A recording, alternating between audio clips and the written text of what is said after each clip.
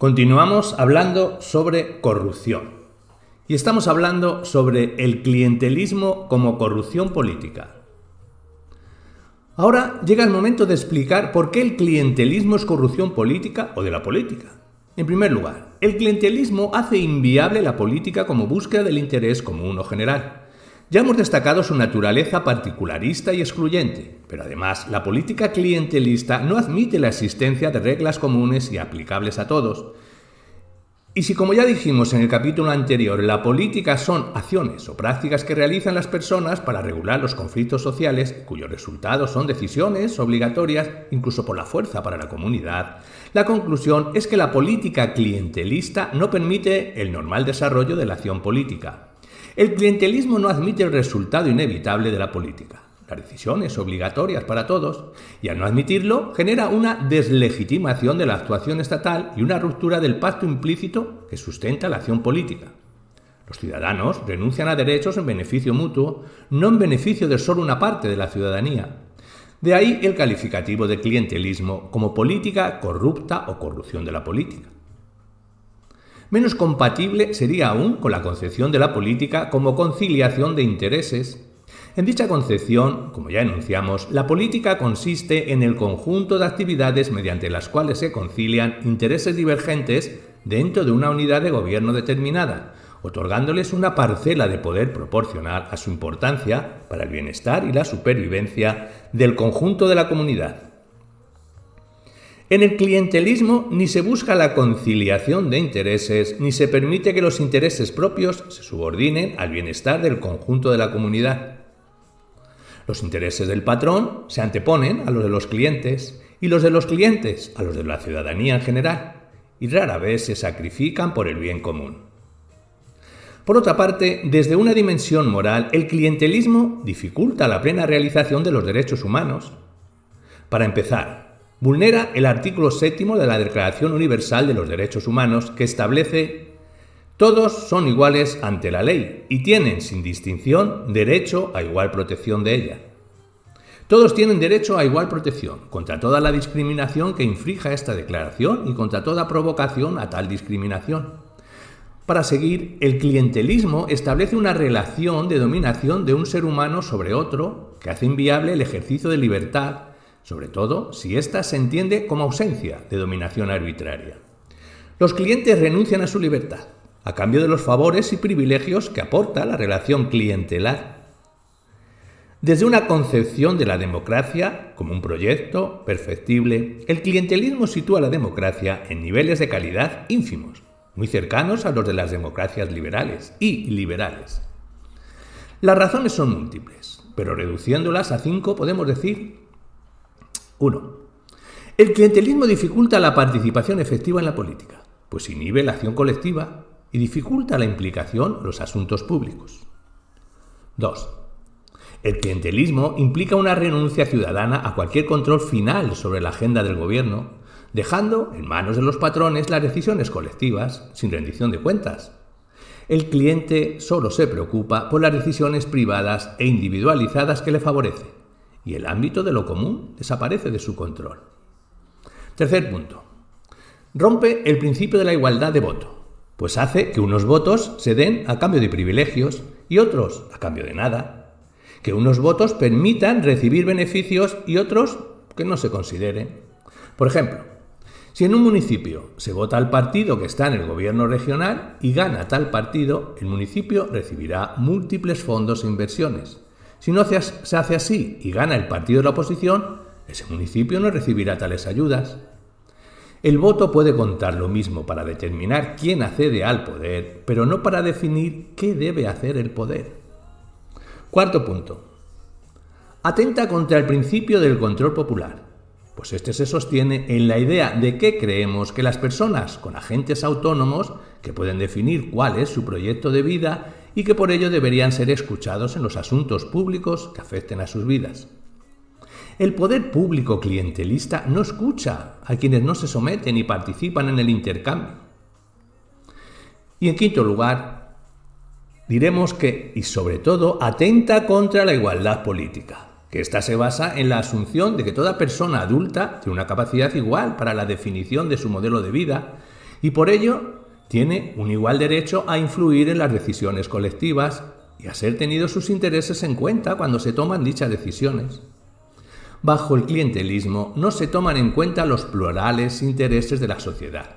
Solo se consideran los intereses específicos y concretos de cada patrón y cada cliente en cada momento concreto y separadamente. Hablemos de financiación corrupta. Precisiones conceptuales. Como vemos en el título, el texto que se hablará de financiación corrupta, no de financiación ilegal. Las razones son múltiples. Esencialmente, el incumplimiento de la ley no tiene por qué ser siempre corrupto. Puede incumplirse la ley por razones morales, como los supuestos de desobediencia civil. En nuestro caso, un partido debería negarse a revelar quiénes le financian, aunque la ley lo obligue, si con ello pone en peligro la vida o los intereses de los financiadores. Es cierto que esta situación normalmente solo se da en regímenes autoritarios o semiautoritarios, como las democracias iliberales. Por ejemplo, Ucrania, que tiene requerimientos de transparencia en las fuentes de financiación muy exigentes. No obstante, entre el 60 y el 90% de los fondos no se declaran, el 100%. Las razones son lógicas y convincentes, y desde luego no inmorales. Durante las elecciones presidenciales de 1999 y las parlamentarias del 2002, las presidenciales de 2004 han tenido que ser repetidas, gracias a la presión interna e internacional por fraude. Las personas que contribuyeron a financiar la campaña del candidato opositor, Morot, fueron obligados a pasar durísimas inspecciones fiscales y explicar las fuentes de sus ingresos. Tras las elecciones, 12 pequeñas empresas que habían contribuido a la campaña de Morot fueron sometidas a constantes inspecciones, denuncias y multas oficiales, llevando algunas de ellas a la bancarrota. Y en las legislativas, las imprentas que habían ayudado a la oposición fueron perseguidas furibundamente basándose en que habían evadido impuestos. No obstante, lo normal es que la financiación ilegal caiga también en las redes de la financiación corrupta. Pero no siempre sucede así, y es preciso destacarlo. Además, puede ocurrir que un sistema de financiación sea legal y, sin embargo, sea atentatorio contra la naturaleza y fines de la política, y por ello corrupto. Así ocurre si se admite dinero de narcotraficantes, aunque sea bajo la legal forma de contribuciones de empresas inmobiliarias. Pondremos otro ejemplo, para aclarar la afirmación previa. En Uruguay, desde la década de 1950, los 3 canales privados de televisión pertenecen a unos grupos con conexiones familiares, y estos grupos han controlado la agenda política en lo relacionado con las políticas audiovisuales de forma permanente. Por ejemplo, en 1994, el gobierno decidió convertir el mercado de televisión por cable de Montevideo en un mercado cerrado, controlado por las 3 televisiones privadas. Y en el 2000 se prohibió la importación de decodificadores de televisión por satélite, a no ser que se hiciera por los operadores de la red de cable ya existentes. A cambio, los partidos oficiales, Colorado y Nacional, han tenido descuentos de hasta el 90% en los precios de los anuncios oficiales de campaña, además de disfrutar de condonaciones de la deuda de campaña. Obviamente, el principal partido de la oposición, el Frente Amplio, ha denunciado tales prácticas discriminatorias. Pero su crítica es puramente política, pues legalmente no puede hacer nada, dada la inexistencia de leyes que regulen la materia de financiación privada de partidos en Uruguay y la inexistencia de obligaciones de rendición de cuentas, así como la ausencia de órgano controlador en esta materia. Hablemos de clases de financiación corrupta. Por todo lo anteriormente expuesto, se considera corrupta la financiación cuando se dan 3 posibles supuestos. El primero es el de la financiación de captura, supuesto en el que a través de la financiación, sea legal o ilegal, se capturan puestos relevantes, políticas o decisiones gubernamentales. Aquí se acepta la financiación como un pago anticipado por la toma de decisiones que favorecerán a los contribuyentes, financiadores del partido. En este supuesto, el acuerdo es voluntario entre las 2 partes y de él obtienen ambos beneficios mutuos. Dentro de esta rúbrica podríamos situar 3 grandes variantes. 1. La venta de honores, nombramientos y acceso a información. Situación en la que los contribuyentes, directa o indirectamente, obtienen las recompensas en forma de nombramientos como el del embajador, ministro o magistrado, o mediante su incorporación a la lista de candidatos al Parlamento o alcaldía. 2. Las contribuciones políticas a cambio de favores, contratos o cambios en las políticas o en la legislación. Es el supuesto de la captura como consecuencia de un pago anticipado. La captura puede ser de una decisión concreta, de una ley o de una política pública. Y tercero, el enriquecimiento privado, como una variante del supuesto anterior, y existe la posibilidad de que además de obtenerse una financiación de captura al partido, si gobierna o cuando gobierne, el dirigente o los dirigentes del mismo se enriquecen personalmente con la financiación.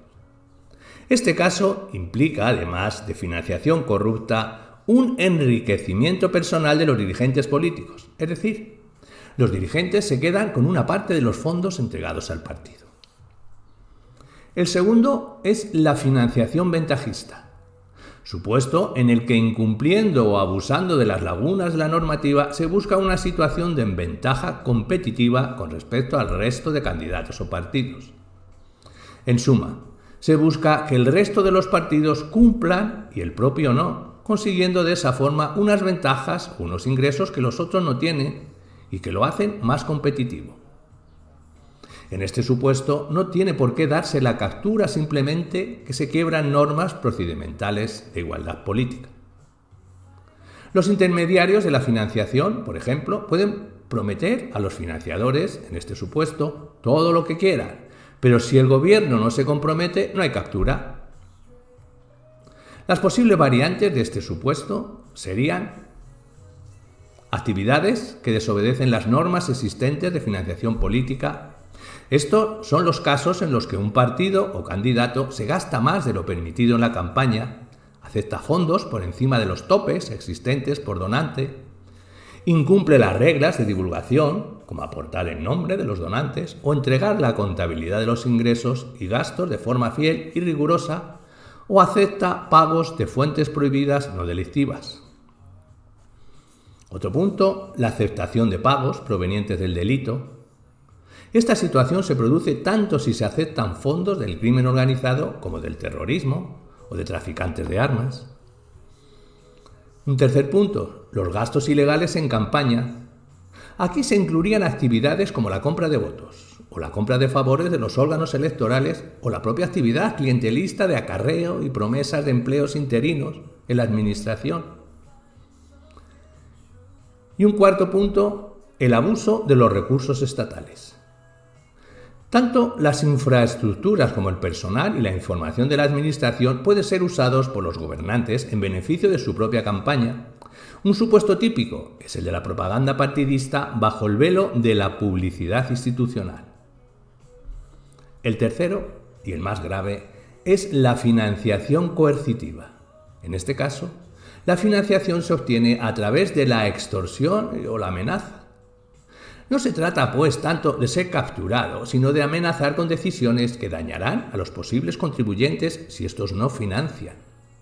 O permitir que se genere una situación tal que haga que solo pagando se pueden conseguir contratos, subvenciones o concesiones. Aquí no nos encontramos con una relación de intercambio voluntaria, sino con un verdadero sistema de extorsión. Las posibles variantes de este tipo serían el obligar desde los partidos gubernamentales al sector privado a pagar dinero por protección. Las amenazas podrían ser desde la de enviar a la Inspección de Hacienda a negarles todo tipo de contrato o subvención. El exigir a los funcionarios el pago de contribuciones al partido en el gobierno a cambio de mantener el puesto o cargo, situación más propia de democracias poco consolidadas que de democracias con un mínimo de calidad, pero no por ello poco frecuente. El exigir al sector privado contribuciones a cambio de su seguridad personal frente al terrorismo.